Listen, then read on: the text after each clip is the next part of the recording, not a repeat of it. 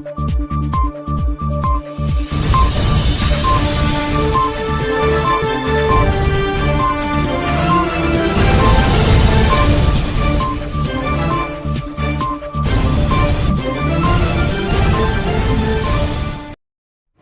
علیکم ناظرین، میں ہوں آمنہ اور آپ دیکھ رہے ہیں سریعام CID نیوز۔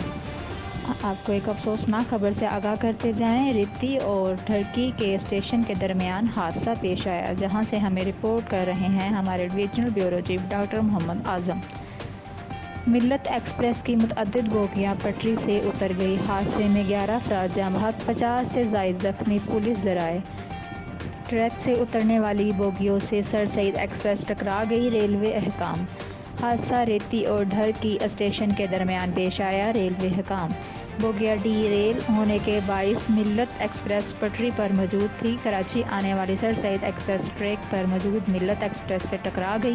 حادثے کا شکار ہونے والی ملت ایکسپریس کراچی سے سرگودا جا رہی تھی۔ ضلع رحیم یار خان اور ڈھرکی سے تمام ایمبولینسز طلب کر لی گئی۔ پولیس ذرائع آبادی دور ہونے اور کچے راستے کی وجہ سے ریسکیو آپریشن میں مشکلات کا سامنا۔